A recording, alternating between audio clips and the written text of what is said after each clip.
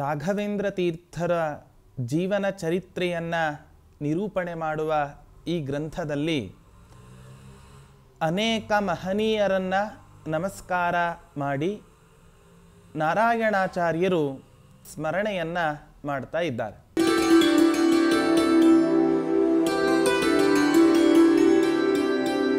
ಚತುಷ್ಷಷ್ಟಿ ಕಲಾ ವಿದ್ಯಾಜುಷೇ ವಿದ್ವನ್ಮಹೋಮುಷೇ ಜೈಂದ್ರ ಜ್ಯೋತಿಷೇ ಕುರ್ಯಾಂ ವಂದನಾನಿ ಯಶೋಜುಷೇ ಜೈಂದ್ರ ಜ್ಯೋತಿಷೇ ಕುರ್ಯಾಂ ವಂದನಾನಿ ಯಶೋಜುಷೇ.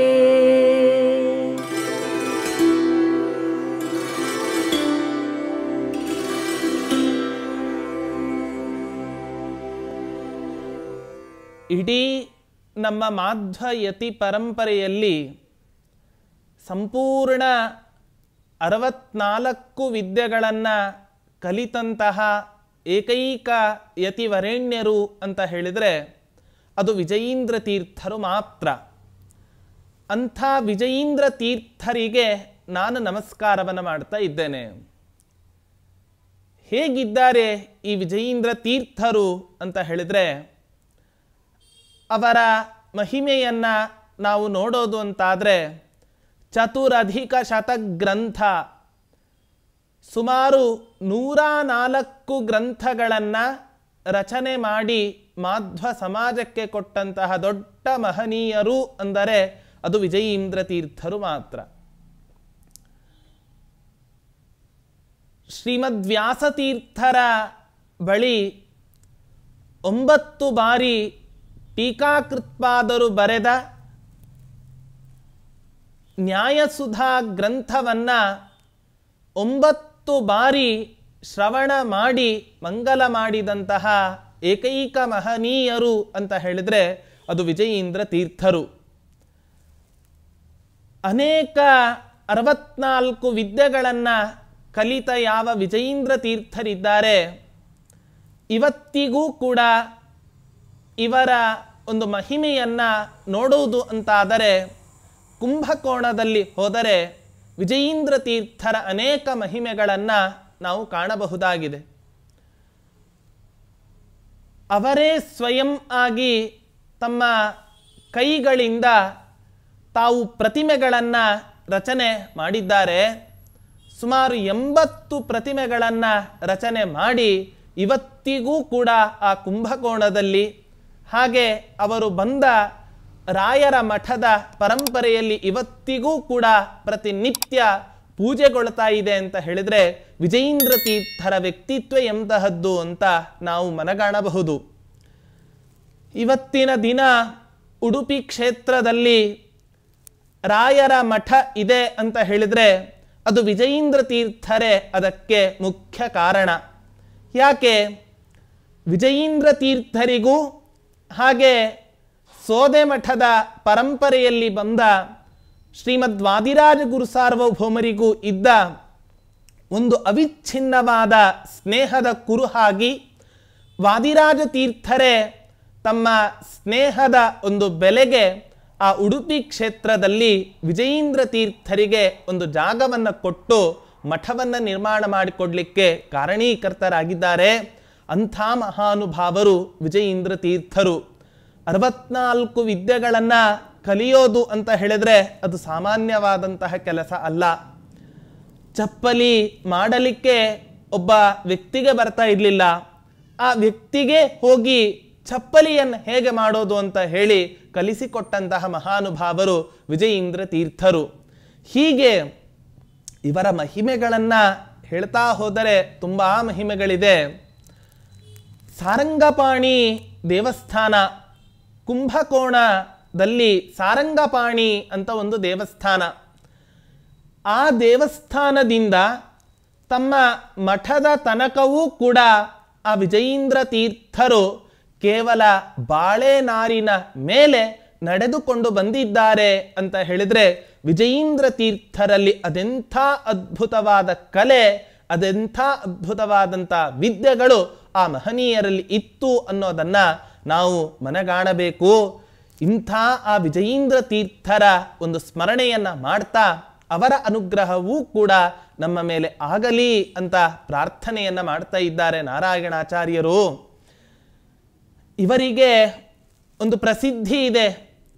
ಯಾರು ವಿಜಯೀಂದ್ರ ತೀರ್ಥರು ಮಾಡಿದ 104 ಗ್ರಂಥಗಳನ್ನು ತಮ್ಮ ಬಾಯಲ್ಲಿ ನಿರರ್ಗಳವಾಗಿ ಯಾರು ಹೇಳ್ತಾರೋ ಅವನೊಬ್ಬ ಉತ್ತಮ ವಿದ್ವಾಂಸ ಅಂತ ಆಗಿನ ಕಾಲದಲ್ಲಿ ತುಂಬ ಪ್ರತೀತಿ ಇತ್ತು. ನಾವೆಲ್ಲ ಹೇಳ್ತಾ ಇರ್ತೇವೆ, ವಿದ್ಯಾವತಾಂ ಭಾಗವತೆ ಪರೀಕ್ಷಾ. ಒಬ್ಬ ವಿದ್ವಾಂಸ ಅಂತ ಹೇಗೆ ಕಂಡು ಹಿಡಿಯಬೇಕು ಈ ವ್ಯಕ್ತಿಯನ್ನ ಅಂತ ಹೇಳಿದರೆ, ಭಾಗವತ ಗ್ರಂಥದವನ್ನ ನಿರರ್ಗಳವಾಗಿ ಅನುವಾದ ಆ ವ್ಯಕ್ತಿ ಮಾಡಿದ ಅಂತ ಹೇಳಿದರೆ ಅವನೊಬ್ಬ ದೊಡ್ಡ ವಿದ್ವಾಂಸ. ಹಾಗೆ ಯಾರು ಶ್ರೀಮದ್ ವಿಜಯೀಂದ್ರ ತೀರ್ಥರು ಮಾಡಿದ ಗ್ರಂಥಗಳನ್ನು ಓದೋದು ಬೇಡ, ಕೇವಲ ನಿರರ್ಗಳವಾಗಿ ಹೇಳಿದರೂ ಕೂಡ ಸಾಕು, ಆ ವ್ಯಕ್ತಿ ಉತ್ತಮ ವಿದ್ವಾಂಸನಾಗ್ತಾನೆ ಅನ್ನುವಂತಹ ಪ್ರತೀತಿ ಇದೆ. ಅಂಥ ಯಾವ ವಿಜಯೀಂದ್ರ ತೀರ್ಥರಿದ್ದಾರೆ, ಜಯೀಂದ್ರ ಜ್ಯೋತಿಷೇ ಕುರಿಯಾಂ ವಂದನಾನಿ ಯಶೋಜುಷೇ.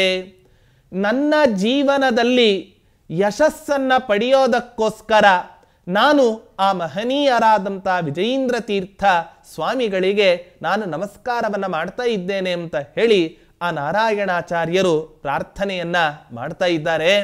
ಹೀಗೆ ಪ್ರಾರ್ಥನೆಯನ್ನು ಮಾಡ್ತಾ ಮುಂದೆ ಆ ರಾಯರ ಆಶ್ರಮ ಗುರುಗಳಾದಂತಹ ಸುಧೀಂದ್ರ ತೀರ್ಥರ ಒಂದು ಪ್ರಾರ್ಥನೆಯನ್ನು ಮಾಡ್ತಾ ಇದ್ದಾರೆ.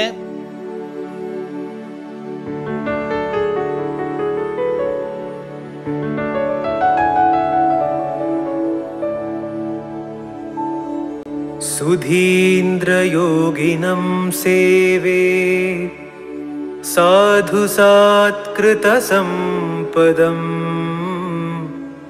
ಸಗದ್ಯ ಪದ್ಯ ನಿರ್ಮಾಣ ವಿದ್ಯಾಯಾ ಪರಮಂ ಪದಂ.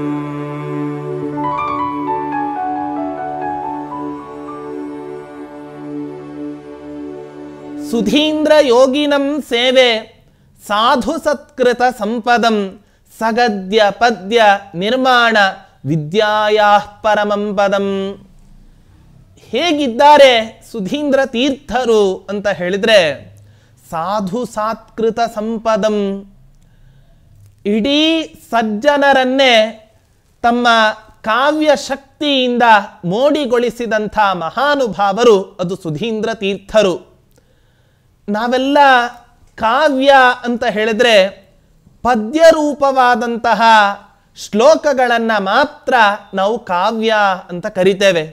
ಆದರೆ ಸುಧೀಂದ್ರ ತೀರ್ಥರು ಕೇವಲ ಪದ್ಯರೂಪವಾದ ಶ್ಲೋಕ ಇರುವಂತಹ ಕಾವ್ಯವನ್ನು ಮಾತ್ರ ನಿರ್ಮಾಣ ಮಾಡದೆ ಗದ್ಯರೂಪವಾದ ಕಾವ್ಯಗಳನ್ನೂ ಕೂಡ ನಿರ್ಮಾಣ ಮಾಡಿ ಆಗಿನ ಕಾಲದ ಸಾಹಿತ್ಯ ಪ್ರಪಂಚಕ್ಕೆ ಒಂದು ಅದ್ಭುತವಾದ ಕೊಡುಗೆಯನ್ನು ಕೊಟ್ಟಂಥ ಮಹಾನುಭಾವರು ಈ ಸುಧೀಂದ್ರ ತೀರ್ಥರು. ಇಂಥ ಸುಧೀಂದ್ರ ತೀರ್ಥರಿಗೆ ಷಡ್ದರ್ಶನಾಚಾರ್ಯ ಅಂತ ಒಂದು ದೊಡ್ಡ ಬಿರುದು. ಯಾಕೆ? ಇವರ ಪಾಂಡಿತ್ಯಕ್ಕೆ ಮನಸೋತು ಎಲ್ಲ ಆಗಿನ ಕಾಲದಲ್ಲಿ ಇದ್ದ ಎಲ್ಲ ವಿದ್ವಾಂಸರು ಹಾಗೆ ರಾಜರು ಇವರ ವಿದ್ವತ್ತಿಗೆ ಪಾಂಡಿತ್ಯಕ್ಕೆ ಮನಸೋತು ಎಷ್ಟೋ ಜನ ಮಾರು ಹೋದಂಥ ಮಹನೀಯರು ಆಗಿನ ಕಾಲದಲ್ಲಿ ಇದ್ದಾರೆ. ಬಿಜಾಪುರ, ಈಗಿನ ಕಾಲದ ವಿಜಯಪುರ ಅಂತ ಯಾವ ಕ್ಷೇತ್ರ ಇದೆ, ಆ ವಿಜಯಪುರವನ್ನ ಆಳ್ತಾ ಇದ್ದಂತಹ ಒಬ್ಬ ರಾಜ ಆದಿಲ್ ಶಾಹ್ ಅನ್ನುವಂತಹ ಒಬ್ಬ ರಾಜ. ಆ ರಾಜ ಆಳ್ತಾ ಇದ್ದಂತಹ ಸಂದರ್ಭದಲ್ಲಿ ಇಡೀ ಅವನ ರಾಜ್ಯ ದುರ್ಭಿಕ್ಷೆಗೊಳಗಾಗಿತ್ತು. ಆ ದುರ್ಭಿಕ್ಷೆಗೆ ಒಳಗಾದ ಸಂದರ್ಭದಲ್ಲಿ ಸುಧೀಂದ್ರ ತೀರ್ಥರ ಒಂದು ಪಾದ ಸ್ಪರ್ಶದಿಂದ ಅವರ ಒಂದು ಅನುಗ್ರಹ ದೃಷ್ಟಿ ಆ ರಾಜನ ಮೇಲೆ ಬಿದ್ದ ಕಾರಣದಿಂದ ಇಡೀ ವಿಜಯಪುರದಲ್ಲಿ ಬಂದ ಯಾವ ದುರ್ಭಿಕ್ಷೆ ಇದೆ, ಬರಗಾಲ ಇದೆ, ಎಲ್ಲವನ್ನೂ ಪರಿಹಾರ ಮಾಡಿ ರಾಜನಿಗೂ ಹಾಗೆ ಆ ಊರಿನಲ್ಲಿ ಇದ್ದ ಎಲ್ಲ ಜನರಿಗೂ ಕೂಡ ಪ್ರಜೆಗಳಿಗೆ ಅನುಗ್ರಹವನ್ನ ಮಾಡಿದಂಥ ಮಹಾನುಭಾವರೇ ಈ ಸುಧೀಂದ್ರ ತೀರ್ಥರು.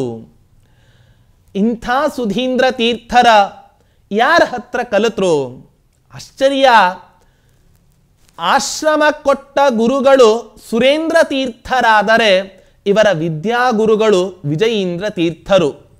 ವಿಜಯೀಂದ್ರ ತೀರ್ಥರಂಥ ಗುರುಗಳನ್ನ ಪಡೆದ ಮೇಲೆ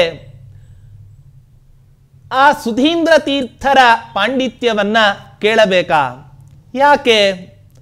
ಯಾವತ್ತೂ ಕೂಡ ಶಾಸ್ತ್ರದಲ್ಲಿ ಒಂದು ಮಾತಿದೆ, ಗುರುಗಳು ವಿದ್ವಾಂಸರು ಅಂತ ನಾವು ಹೇಗೆ ಕಂಡು ಹಿಡಿಬೇಕು ಅಂತ ಹೇಳ್ತಾ, ಛಾತ್ರೇಣ ಗುರುಮದ್ರಾಕ್ಷೀತ್, ಅವನ ಶಿಷ್ಯರನ್ನ ನೋಡಿದರೆ ಆ ಶಿಷ್ಯನ ಪಾಂಡಿತ್ಯವನ್ನ ಕಂಡರೆ ಗುರುಗಳ ವಿದ್ವತ್ತನ್ನ ಅವಶ್ಯವಾಗಿ ಕಂಡುಹಿಡಿಯಬಹುದು ಅಂತ ಅನೇಕ ಮಹನೀಯರ ಮಾತು.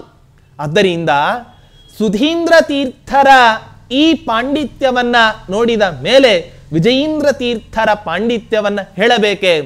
ಅಂಥ ಮಹನೀಯರಲ್ಲಿ ಕಲಿತಂಥ ದೊಡ್ಡ ತಪಸ್ವಿಗಳು ಈ ಸುಧೀಂದ್ರ ತೀರ್ಥರು.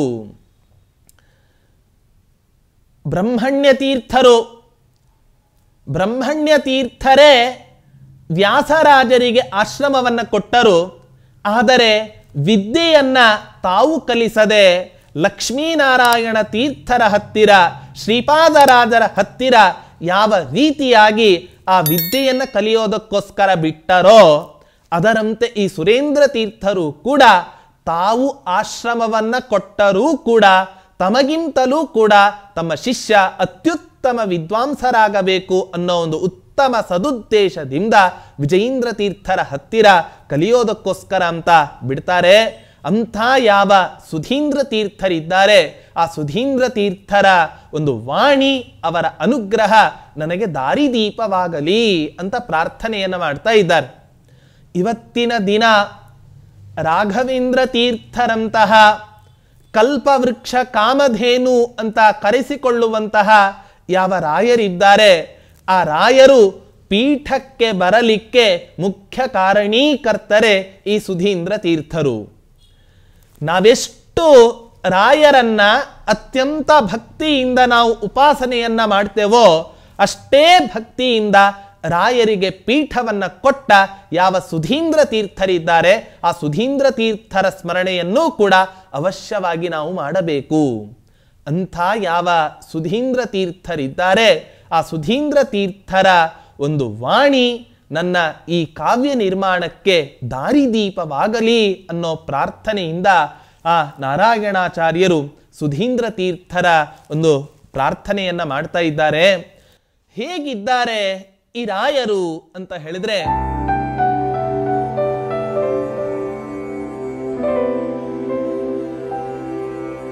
ಶ್ರೀಮತೋ ರಾಘವೇಂದ್ರಸ್ಯ ನಮಾಮಿ ಪದಪಂಕಜೇ ಕಾಮಿತಾಶೇಷ ಕಲ್ಯಾಣ ಕಲನಾಕಲ್ಪಪಾದಪೋ ಕಾಮಿತಾಶೇಷ ಕಲ್ಯಾಣ ಕಲನಾಕಲ್ಪಪಾದಪೋ.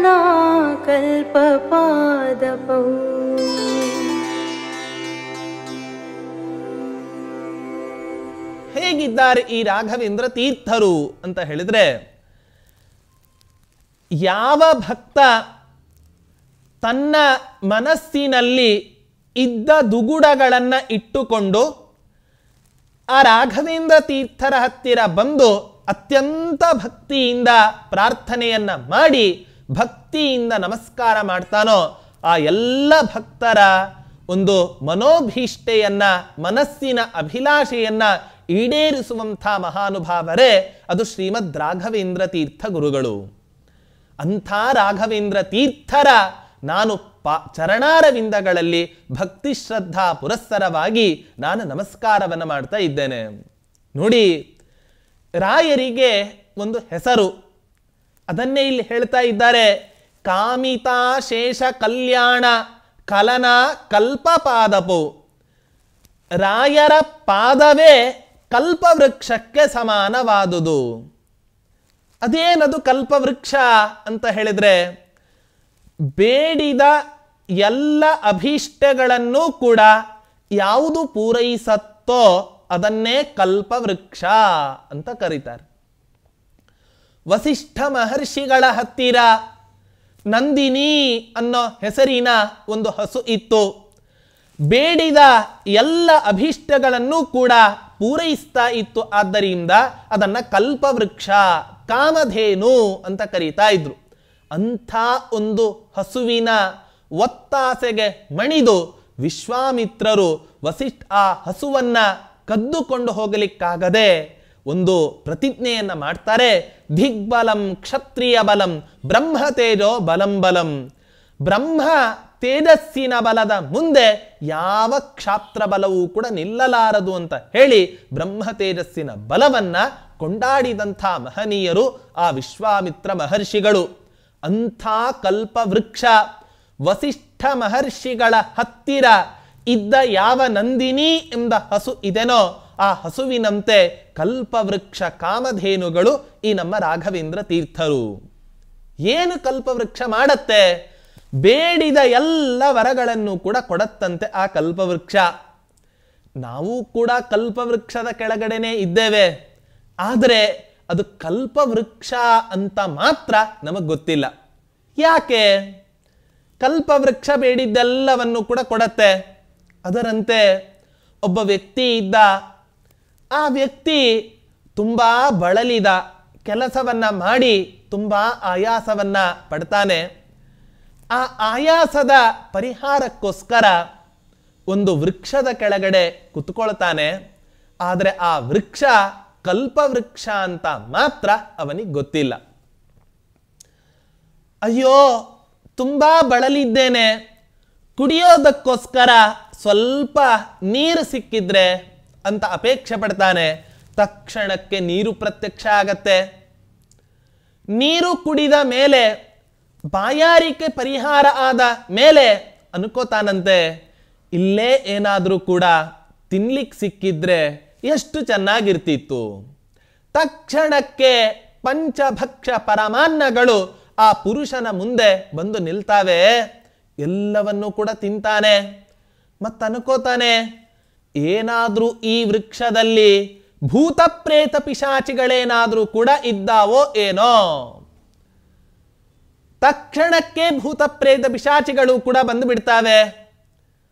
ಅಯ್ಯೋ ದೇವ್ರೆ, ಭೂತ ಪ್ರೇತಗಳು ಬಂದ್ಬಿಟ್ಟಿದ್ದಾವೆ, ಎಲ್ಲಿ ನನ್ನನ್ನು ತಿಂದು ಹಾಕ್ತಾವೋ ಅಂತ ಮನಸ್ಸಿನೊಳಗೆ ಅನ್ಕೋತಾನೆ. ತಕ್ಷಣಕ್ಕೆ ತಿಂದು ಹಾಕ್ಬಿಡ್ತಾವಂತೆ ಆ ಭೂತ ಪ್ರೇತಗಳು. ಅದರಿಂದ ಅದರಂತೆ ಆ ವ್ಯಕ್ತಿ ಯಾವ ರೀತಿಯಾಗಿ ಕಲ್ಪವೃಕ್ಷದ ಕೆಳಗಡೆ ಕುಳಿತುಕೊಂಡರೂ ಕೂಡ ಅವನಿಗೆ ಕಲ್ಪವೃಕ್ಷ ಅಂತ ಗೊತ್ತಿರಲಿಲ್ಲವೋ, ಅದರಂತೆ ನಾವು ಕೂಡ ಟೀಕಾಕೃತ್ಪಾದರೆಂಬ ಕಲ್ಪವೃಕ್ಷ, ಆನಂದ ತೀರ್ಥರೆಂಬ ಕಲ್ಪವೃಕ್ಷ, ರಾಘವೇಂದ್ರ ಗುರುಗಳಂಥ ಕಲ್ಪವೃಕ್ಷದ ಆಶ್ರಯದಲ್ಲಿ ಕುಳಿತ ನಾವು ನಮ್ಮ ಮೇಲೆ ಕಲ್ಪವೃಕ್ಷ ಇದೆ ಅಂತ ಮಾತ್ರ ಗೊತ್ತಿಲ್ಲ. ಆದ್ದರಿಂದ ಇಂಥ ಕಲ್ಪವೃಕ್ಷದ ಅಡಿಯಲ್ಲಿ ಕುಳಿತ ನಾವು ಬೇಡಿದ ಎಲ್ಲ ವರಗಳನ್ನೂ ಕೂಡ ಕೊಡುವಂಥ ಮಹಾನುಭಾವರು ರಾಯರು, ಟೀಕಾಕೃತ್ಪಾದರು, ಶ್ರೀಮದ್ ಆನಂದ ತೀರ್ಥ ಭಗವತ್ಪಾದರು. ಅಂಥ ರಾಯರು ಹೇಗಿದ್ದಾರೆ ಅಂತ ಹೇಳಿದ್ರೆ, ಕಾಮಿತಾ ಶೇಷ ಕಲ್ಯಾಣ ಕಲನ ಕಲ್ಪಪಾದಪೌ ಅಂತ ಹೇಳ್ತಾ ಇದ್ದಾರೆ. ಹೇಗಿದ್ದಾರೆ? ಬೇಡಿದ ಎಲ್ಲ ಭಕ್ತರ ಅಭೀಷ್ಟಗಳನ್ನ ಪೂರೈಸ್ತಾರೆ ರಾಯರು ಅಂತ ನಾರಾಯಣಾಚಾರ್ಯರು ಹೇಳ್ತಾ ಇದ್ದಾರೆ. ಒಂದೇ ಒಂದು ಅವರ ಅನುಗ್ರಹದ ಕಥೆಯನ್ನ ಕೇಳಿದರೆ ರಾಯರ ಅನುಗ್ರಹ ಶಕ್ತಿ ಎಷ್ಟಿದೆ ಅನ್ನೋದನ್ನ ನಾವು ಕಾಣಬಹುದು. ಒಬ್ಬ ವ್ಯಕ್ತಿ ಕುತ್ಕೊಂಡಿದ್ದನಂತೆ, ಕಾಲಿರಲಿಲ್ಲ ಆ ವ್ಯಕ್ತಿಗೆ. ಮಂತ್ರಾಲಯ ಕ್ಷೇತ್ರಕ್ಕೆ ಹೋಗಿ ರಾಯರ ಸೇವೆಯನ್ನ ಮಾಡಿ ಕಾಲನ್ನ ಪಡ್ಕೋಬೇಕು.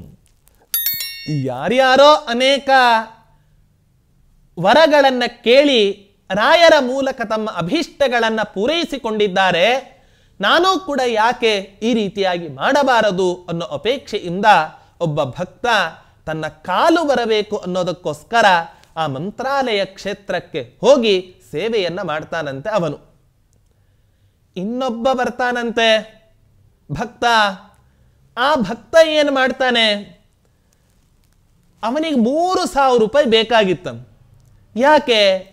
ಸಾಲ ಮಾಡಿದ್ದನ್ನ ತೀರಿಸ್ಲಿಕ್ಕಾಗದೆ, ಯಾರ ಹತ್ರ ಬೇಡಬೇಕು ಅಂತ ತಿಳಿಯದೆ, ಇನ್ನೊಬ್ಬರ ಹತ್ತಿರ ಕೈ ಚಾಚದ ಸ್ವಾಭಿಮಾನಿ ವ್ಯಕ್ತಿಯಾದ ಆ ವ್ಯಕ್ತಿ ರಾಯರ ಹತ್ರ ಬಂದು 3,000ಕ್ಕೋಸ್ಕರ ಆ ರಾಯರ ಸೇವೆಯನ್ನ ಮಾಡೋದಕ್ಕೋಸ್ಕರ ಉದ್ಯುಕ್ತನಾಗ್ತಾನಂತೆ ಅವನು. ಇಬ್ಬರು ಅಕ್ಕಪಕ್ಕದಲ್ಲೇ ಮಲಗ್ತಾರೆ. ನೋಡಿ, ರಾಯರು ಮಾಡುವ ಅನುಗ್ರಹ ಶಕ್ತಿ, ಅವರು ಮಾಡಿದ ಅನುಗ್ರಹ ನಮಗೆ ತಿಳ್ಕೊಳ್ಳಿಕ್ಕೂ ಕೂಡ ಸಾಧ್ಯ ಆಗೋದಿಲ್ಲ ಅನ್ನೋದಕ್ಕೆ ಈ ಘಟನೆಯೇ ಸಾಕ್ಷಿ. ಇಬ್ರು ಕೂಡ ಅಕ್ಕಪಕ್ಕನೇ ಮಲಗ್ತಾರೆ. ಅವನಿಗೆ ಯಾರು ಅಂತ ಇವನಿಗೆ ಗೊತ್ತಿಲ್ಲ, ಇವನಾರು ಅಂತ ಅವನಿಗೆ ಗೊತ್ತಿಲ್ಲ. ಆದರೆ ಮಲಗಿದ್ದಾರೆ. ರಾಯರು ಸ್ವಪ್ನದಲ್ಲಿ ಬರ್ತಾರೆ. ಸ್ವಪ್ನದಲ್ಲಿ ಬಂದು ಯಾವ ವ್ಯಕ್ತಿ 3,000 ರೂಪಾಯಿ ಸಾಲವನ್ನ ಮಾಡಿದ್ದಾನೋ ಆ ವ್ಯಕ್ತಿ ಹತ್ರ ಹೇಳ್ತಾರಂತೆ, ನಿನ್ನ ಪಕ್ಕದ ವ್ಯಕ್ತಿಯ ಬ್ಯಾಗಿನಲ್ಲಿ 3,000 ರೂಪಾಯಿಗಳು ಇದ್ದಾವೆ, ಅದನ್ನ ತೆಗೆದುಕೊಂಡು ನೀನು ಹೋಗು. ಇದೇನಿದು ಆಶ್ಚರ್ಯ! ರಾಯರು ಬೇರೆ ಅವರ ವಸ್ತುಗಳನ್ನು ಕದಿಬೇಕು ಅಂತ ಆದೇಶವನ್ನು ಕೊಡ್ತಿದ್ದಾರೆ ಅಂತ ತಿಳ್ಕೊಂಡು ಹಾಗೆ ಸುಮ್ಮನೆ ಮಲ್ಕೊಂಡ. ಪುನಃ ಮತ್ತೆ ಸ್ವಪ್ನ. ಒಂದು ಬಾರಿ ಹೇಳಿದ್ದು ನಿನಗೆ ಕೇಳಿಸಲಾರದೆ, ನಿನ್ನ ಸಾಲ ಆ ವ್ಯಕ್ತಿಯ ಪರ್ಸ್ನಲ್ಲಿ ಇದ್ದಂತಹ 3,000 ರೂಪಾಯಿಗಳನ್ನು ತೆಗೆದುಕೊಂಡು ಹೋಗು. ತಕ್ಷಣಕ್ಕೆ ಎಚ್ಚೆತ್ತು ಆ ವ್ಯಕ್ತಿ ಪಕ್ಕದ ವ್ಯಕ್ತಿಯ ಬ್ಯಾಗಿನಲ್ಲಿ ಇದ್ದ 3,000 ರೂಪಾಯಿಗಳನ್ನ ತೆಗೆದುಕೊಂಡು ಹೋಗ್ಲಿಕ್ಕೆ ಆರಂಭ ಮಾಡ್ತಾನಂತೆ. ಆ ವ್ಯಕ್ತಿ, ಪಕ್ಕದಲ್ಲಿ ಮಲಗಿದ ವ್ಯಕ್ತಿ ಜೋರಾಗಿ ಚೀರಾಡಿ ಆ ವ್ಯಕ್ತಿಯನ್ನು ಅಟ್ಟಿಸಿಕೊಂಡು ಹೋಗ್ಲಿಕ್ಕೆ ಆರಂಭ ಮಾಡ್ತಾನಂತೆ ಅವನು. ಅಯ್ಯೋ ಕಳ್ಳ, ಅಯ್ಯೋ ಕಳ್ಳ ಅಂತ ಆಲೋಚನೆಯನ್ನ ಮಾಡ್ತಾ ಆ ವ್ಯಕ್ತಿಯನ್ನು ಹಿಡಿಯೋದಕ್ಕೋಸ್ಕರ ಅಂತ ಓಡಿ ಹೋಗ್ತಾನಂತೆ. ಆ ವ್ಯಕ್ತಿ ನನಗೆ ರಾಯರೇ ಹೇಳಿದ್ದು ಕನಸಿನಲ್ಲಿ ಬಂದು ನಿನ್ನ ಆ ಬ್ಯಾಗಿನಲ್ಲಿ ಇದ್ದಂತ ದುಡ್ಡನ್ನ ತೆಗೆದುಕೊಂಡು ಹೋಗ್ಲಿಕ್ಕೆ ಓಡಿ ಹೋಗ್ಬಿಡ್ತಾನ. ಪುನಃ ಆ ವ್ಯಕ್ತಿ ಅಯ್ಯೋ 3,000 ರೂಪಾಯಿ ಕಳೆದುಕೊಂಡು ಬಿಟ್ಟೆನಲ್ಲ ಅಂತ ಹೇಳಿ ಪುನಃ ಬಂದು ನಿದ್ರೆಯನ್ನ ಮಾಡ್ತಾನಂತೆ. ಎಂಥ ಸ್ವಾರ್ಥಿ ನೀನು ಅಂತ ರಾಯರು ಕನಸಿನಲ್ಲಿ ಬಂದು ಆ ವ್ಯಕ್ತಿಗೆ ಬೈತಾರ. ಇದೇನು ರಾಯರೇ, ನನ್ನನ್ನ ನೀವು ಸ್ವಾರ್ಥಿ ಅಂತ ಬೈತೀರಾ? ದುಡ್ಡು ಕಳೆದುಕೊಂಡ ವ್ಯಕ್ತಿ, ಶೋಷಣೆಗೊಳಗಾದ ವ್ಯಕ್ತಿ ನಾನು, ಅದು ನನ್ನನ್ನೇ ನೀವು ಸ್ವಾರ್ಥಿ ಅಂತ ಕರೀತಾ ಇದ್ದೀರಲ್ಲ, ಇದು ಹೇಗೆ ಸರಿ ಹೊಂದೀತು ಅಂತ ರಾಯರಿಗೆ ಪುನಃ ಆ ವ್ಯಕ್ತಿ ಪ್ರಶ್ನೆಯನ್ನ ಮಾಡಿದಾಗ ಆಗ ರಾಯರು ಹೇಳ್ತಾರಂತೆ, ಯಾತಕ್ಕೋಸ್ಕರ ನನ್ನ ಹತ್ರ ನೀನು ಬಂದಿದ್ದು?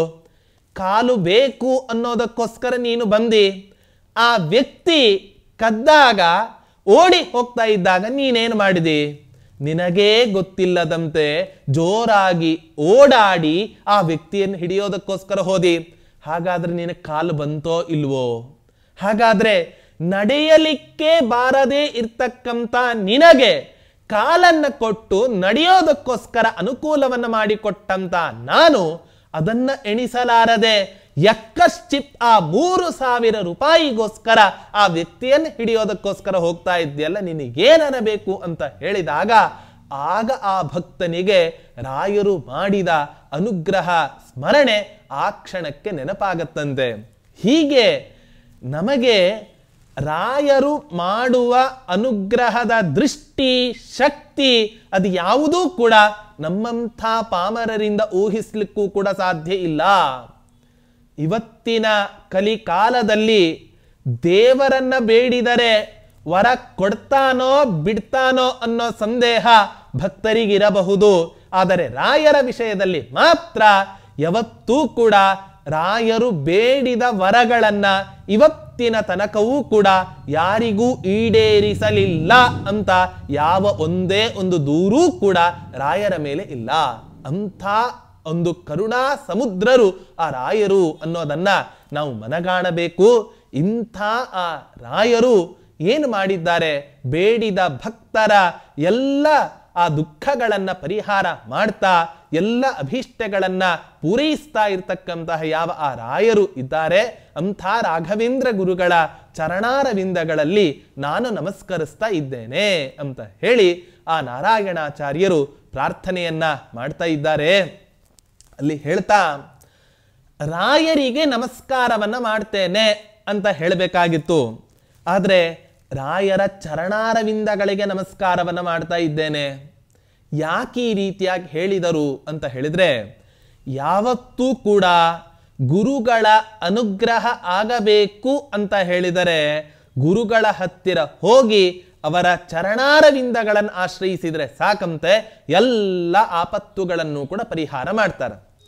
ಕೇವಲ ಗುರುಸ್ಮರಣೆಯೇ ನಮ್ಮ ಸಕಲ ಆಪತ್ತುಗಳಿಗೂ ಪರಿಹಾರ ಆಗ್ತಾ ಇರಬೇಕಾದರೆ ಗುರುಗಳ ಪಾದವನ್ನ ಹಿಡಿದ್ರೆ ಆಪತ್ತು ಪರಿಹಾರ ಆಗತ್ತೆ ಅಂತ ಹೇಳಬೇಕಾ? ನಾವು ಬೇಡಿದ ವರಗಳನ್ನ ಗುರುಗಳು ಕೊಡೋದಿಲ್ಲ ಅಂತ ಹೇಗೆ ತಾನೇ ಹೇಳಲಿಕ್ಕೆ ಸಾಧ್ಯ? ಅಂಥ ಒಂದು ಬೇಡಿದ ಇಷ್ಟಾರ್ಥಗಳನ್ನ ಪೂರೈಸುವಂತಹ ಒಂದು ದಿವ್ಯವಾದ ಚರಣವೇ ಆ ಕಲಿಯುಗದ ಕಲ್ಪವೃಕ್ಷ ಅಂತ ಕರೆಸಿಕೊಳ್ಳುವಂತಹ ರಾಘವೇಂದ್ರ ತೀರ್ಥರ ಪಾದಾರವಿಂದಗಳು. ಅಂಥ ರಾಯರ ಯಾವ ಪಾದಗಳಿದೆ ಆ ಪಾದಗಳಲ್ಲಿ ಭಕ್ತಿ ಶ್ರದ್ಧೆಯಿಂದ ನಮಸ್ಕಾರವನ್ನ ಮಾಡಿ ಅವರ ಅನುಗ್ರಹವನ್ನ ನಾವೆಲ್ಲರೂ ಕೂಡ ಅಪೇಕ್ಷೆಯನ್ನ ಪಡೋಣ.